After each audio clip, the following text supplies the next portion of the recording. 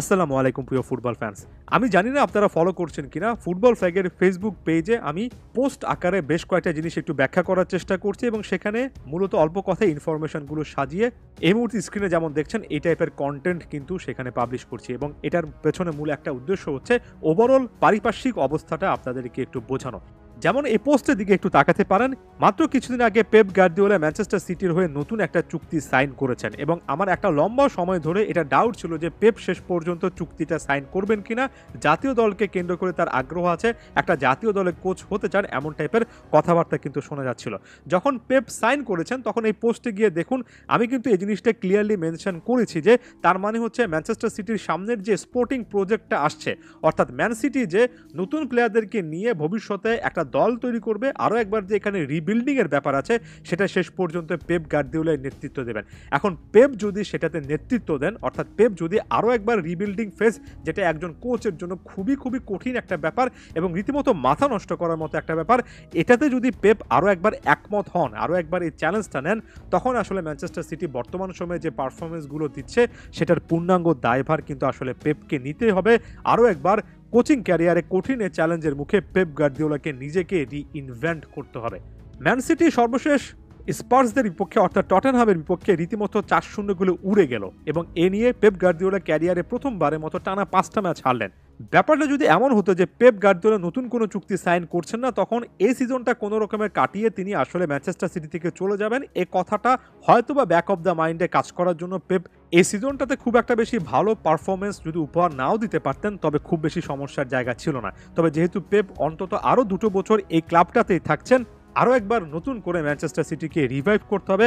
ক্যারিয়ারে এমন একটা চ্যালেঞ্জের মুখে পেপ গার্দিওলা আছেন যেটা এর আগে কখনো ফেস করেননি। আমরা দিনের পর দিন একটা কমন রেসিপির কথা বলছি।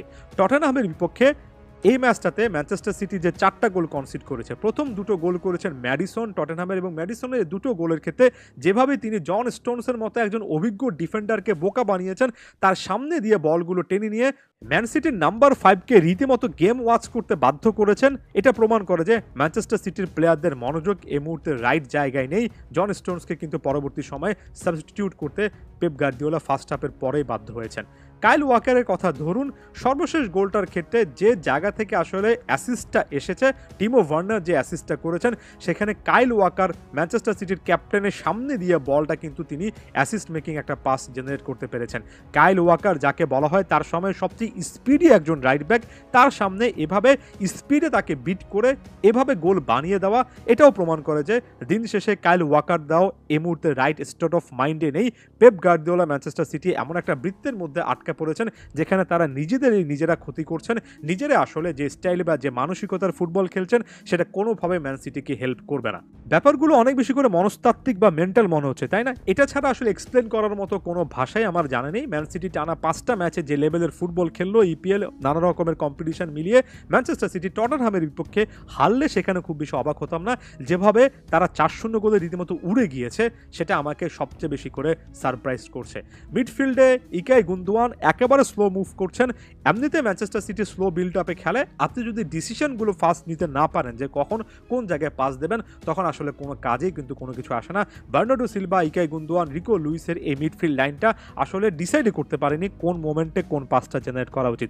সেটা যদি করতে না পারা যায়, সামনে এর্লিং হল্যান্ড যতই দানবীয় আকারে বসে থাকুন না কেন, রীতিমতো নখদন্তহীন বাঘের মতো মনে হয়। অর্থাৎ এমন একজন বাঘ যার আসলে চেয়ে চেয়ে দেখা ছাড়া কোনো কিছু করার নেই। পুরো সিস্টেমটাই তখন ভেঙে পড়ে। একজন রদ্রিগ না থাকার কারণে ম্যানচেস্টার সিটির মিডফিল্ডে সমস্যা হওয়ার কথা, কিন্তু এতটাই বেশি সমস্যা হবে? একজন কেভিন ডি ব্রুইনে ইনজুরির কারণে শেষের দিকে এসে 10-15 মিনিটের বেশি আসলে খেলতে পারছেন না।